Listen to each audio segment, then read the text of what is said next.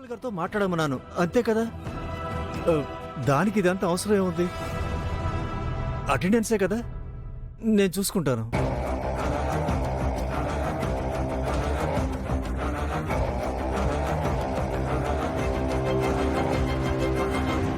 ఇదేదో మర్యాదగా ముందే ఒప్పుకునుంటే ఆ డబ్బులన్నా వచ్చేవి కదా.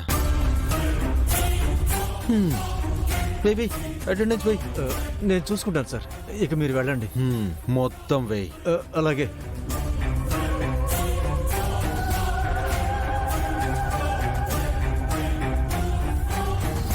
సార్ ఏంటి సార్, గన్ చూపించి మిమ్మల్ని బెదిరించి అటెండెన్స్ వేయించుకుంటున్నాడు? వాణ్ణి అసలు ఊరికే వదలకూడదు సార్. రండి, వాణ్ణి ప్రిన్సిపల్ దగ్గరికి తీసుకువెళ్దాం, పోలీస్ కంప్లైంట్ కూడా ఇద్దాం. పదండి సార్. చూడు చామంతి, అవేమీ వద్దమ్మా, ఈ విషయం ఇంతటితో వదిలే. అదేంటి సార్, మీ మీద వాడంత దౌర్జన్యంగా ప్రవర్తిస్తే వదిలేమంటున్నారు? అసలు వాడెవడు సార్? వాడి గురించి ఆలోచించకు చామంతి, నువ్వు చదువుకోవడానికి వచ్చావు, వాడు చదువు కొనడానికి వచ్చాడు. అసలు నువ్వు వాడి జోలికి వెళ్ళొద్దు, వాడు పెద్ద మూర్ఖుడమ్మా. అలాంటి వాడికే కదా సార్ బుద్ధి చెప్పాల్సింది.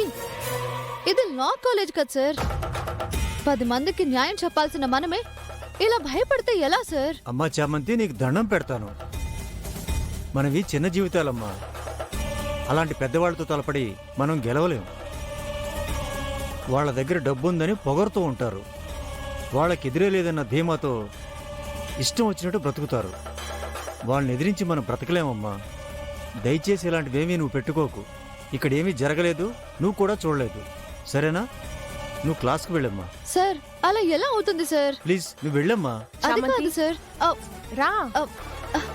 అది కాదు శ్రావణి, రా చామంతి. నా మాట విను.